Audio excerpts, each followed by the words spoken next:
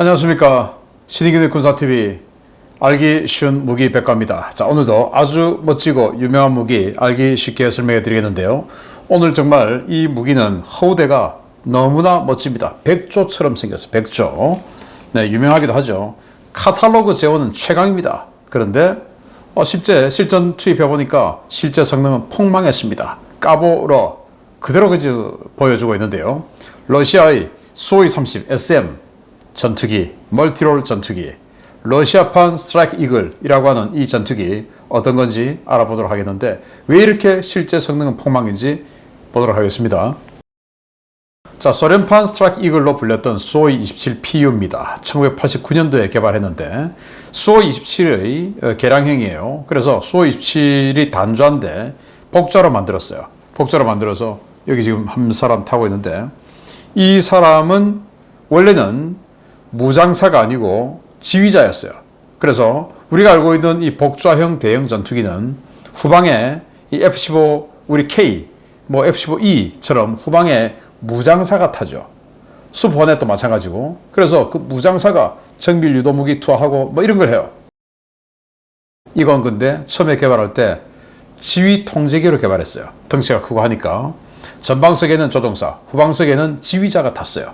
그래서 이 수호-27 PU끼리 편대를 구성하는 게 아니고, 이 수호-27 PU가 뭐 미그 29든지 아니면 수호-27이든지 이런 다른 기종으로 이루어진 그런 편대에, 예를 들어서 10대 편대, 4대 편대 이런 데 하나씩 들어가 가지고 지휘하는 거예요.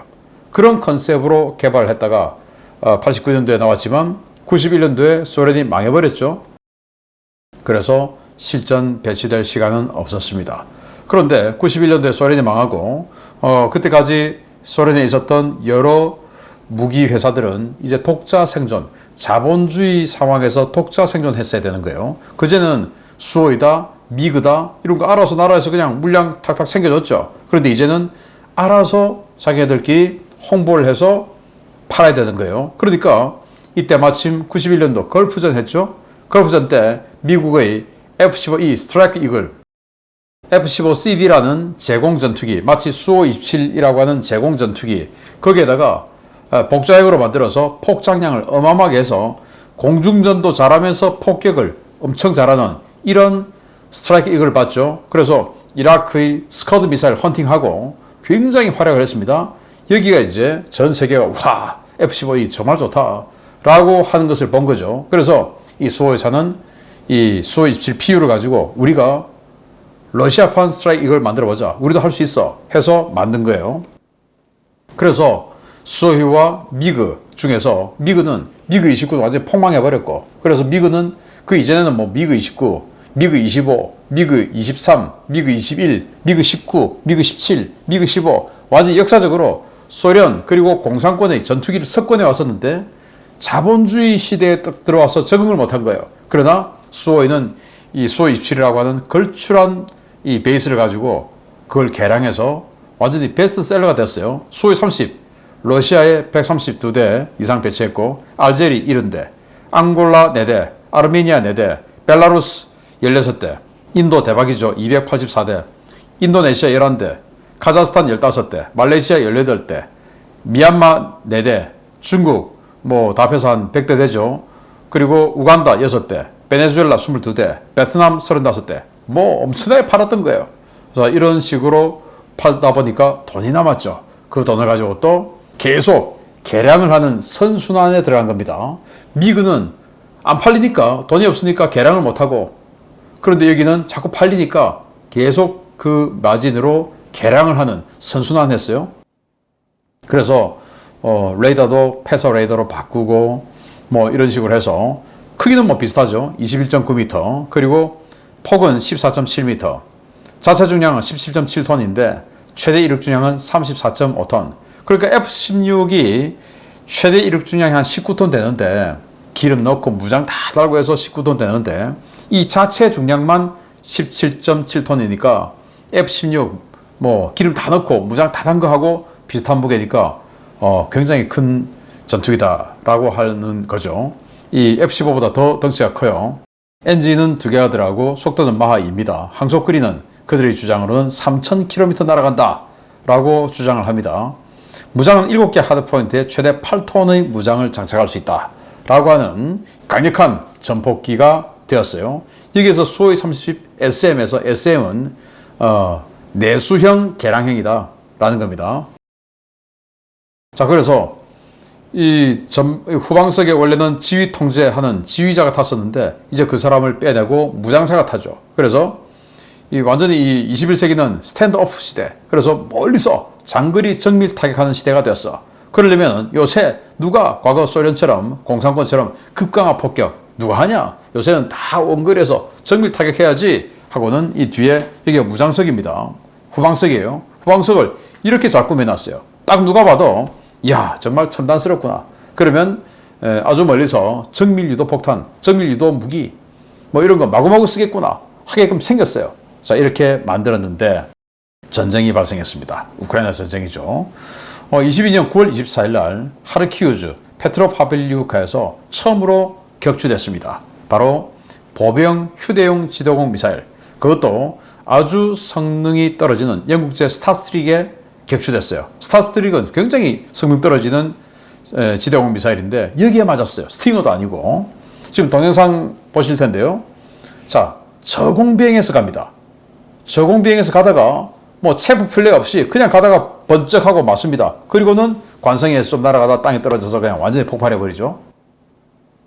자, 그러면 이 수호이 30SM이라고 하는 것은 아주 고고도에서 보병이 볼 수 없는 완전 고고도에서 멀리서 공대지 미사일 날리고 장거리 유도무기 날리고 이러고는 돌아가야 되는데, 아니 완전히 저공비행해서, 저공비행한다는 것은 레이더에 안 걸리겠다 이 말이죠. 레이더에 안 걸리지만 보병의 눈에는 보이죠. 저공비행하니까. 그래서 이런 성능 떨어지는 영국제 스타스트릭에 맞아서 저렇게 떨어지는데, 스타스트릭 맞을 때도 뭐 체프 플레이 없어요. 그냥 가다가 번쩍하고는 떨어져 버렸어요. 이건 뭐냐? 나중에 또 설명드리겠습니다. 그래서 아니 21세기형 4.5세대 멀티롤이라더니 하는 짓은 쌍팔년도 스타일이네 라는 거예요. 왜 이러나 된 거죠. 그래서 장거리 정밀 타격 가능하다더니 정말 이상하다. 그래서 서방제 4.5세대 전투기, 이를테면 우리 한국의 KF-16 또는 F-15K 이런 것들은 지금 4.5세대 전투기 있죠. KF-16V 업그레이드 했죠. 또 F-15K도 업그레이드 하죠. 이런 것들은 사 레이더, 합성 계국 레이더로 멀리서 지상에 있는 것들을 쫙 스캔해 가지고 뭐가 있다. 자, 이거 때리자 하고는 표적을 확인하고, 그리고 그 표적이 움직일 거 아니겠습니까? 이동식 미사일 발사대다 또는 뭐 지대공 미사일이다. 움직여요. 그럼 그 움직이는 것을 추적합니다. 그 사 레이더로 추적하면서 적의 방공망, 야 여기 지금 방공망 뭐 있어? 40km 짜리 SA2가 있네? 자, 그러면 나는 50km에서 쏴야지. 40km 안으로 들어가면 SA2 공격받을 수 있으니까 안전하게 50km에서 쏘자 해서 50km 밖에서 촥 쏴버리고 돌아와요. 보병은 보이지도 않죠. 아주 높은 고도에 쏘니까. 그러면서 쏘면서 돌아오는데, 그래도 혹시 어딘가에 숨어있는 적의 지대공 미사일 날아올 수 있으니까 ECM 전자전 쫙 하고, 그리고는 체프 어디서 레이더 미사일 날아올 수 있으니까 지령 유도 미사일 날아오죠. 그러면 그 지령 유도 미사일 혹시 날아올 수 있는 것을 제밍해버리기 위해서 체프 빠박 쏘고, 그리고는 현장을 이탈해서 돌아옵니다. 안전하게 돌아오는 거죠. 그런데 그렇게 하는 거하고 똑같은 수호이 30은 지금 전선에서 어떤 짓을 하고 있냐? 가시거리까지 접근합니다. 쫙 아까 보셨죠? 쫙 접근해요. 그리고는 멀리서 공대지 미사일 쏘는 게 아니라 근거리에서 로켓 빠바바박 쏴요. 그리고는 플레어를 쏜다는 것은 열추적 미사일에 대응하겠다 이거죠. 플레어를 번쩍 쏘고는 현장에서 이탈하고, 운 좋으면 이탈하는 데 성공하고, 운 나쁘면 아까처럼 격추되는 거예요. 아니 이건 F5나 뭐 팬텀이나 이런 전투기들이 하는 건데, 우리 한국 같으면 FA-50도 이 정도는 안 하겠는데 이런 짓을 하고 있어요. 그래서 뭐야 쟤 뭐야? 분명히 수호이 30SM 4.5세대 또는 4세대 플러스라고 했는데 저건 뭐야? 그런데 한 번이면 이해를 하겠는데 자꾸 그래요. 자꾸.